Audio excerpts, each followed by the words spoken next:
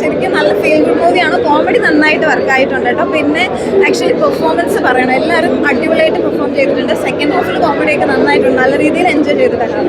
അടിപൊളിയൊക്കെ സൂപ്പറാണ്. കാരണം 5 പാട്ടുണ്ട്, അതിനിടയിൽ കോമഡി ഉണ്ട്, വേറൊരു കട്ടപ്പന തന്നെയാണ്. ഫെസ്റ്റിവൽ മൂടാ എല്ലാം പൊളിച്ചടക്കിയിട്ടുണ്ട് പടം.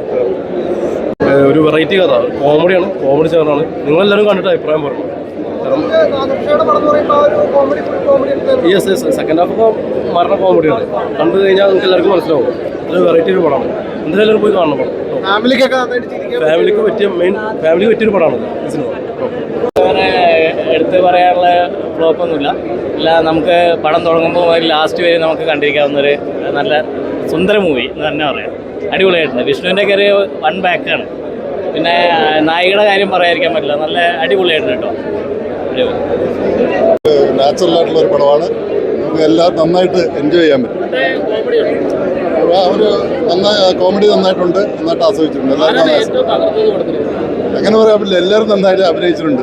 പ്രത്യേകിച്ച് ഒരാൾ പറയാൻ പറ്റില്ല. ഒരു നായിക വളരെ നന്നായിട്ടുണ്ട്. സോങ്സ് നല്ല സോങ്സ്.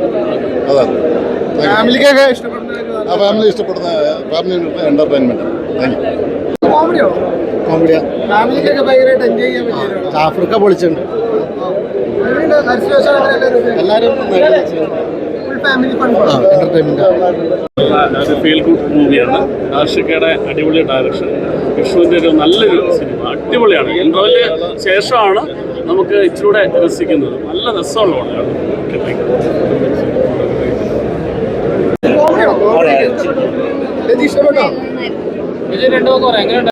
പിന്നെന്താണ് നമ്മുടെ ബോബി, എല്ലാവരും രസമായിട്ടുണ്ട്. സിദ്ധാർത്ഥിന്റെ പേരായിട്ട് അഭിനയിച്ച എല്ലാവരും അടിപൊളിയായിട്ടുണ്ട്. സെക്കൻഡ് ഹാഫ് ഗംഭീര പൊട്ടിച്ചിരിയും കാര്യങ്ങളൊക്കെ ആയിരുന്നു. രസമായിരുന്നു, അടിപൊളി. പിന്നെ തീർച്ചയായിട്ടും എന്താ ഇറങ്ങി വരുന്നതുകൊണ്ട് എല്ലാം മുഖം കാണുമ്പോൾ അറിയാം. രസമായിരുന്നു, അടിപൊളി കേട്ടോ. ഓക്കെ.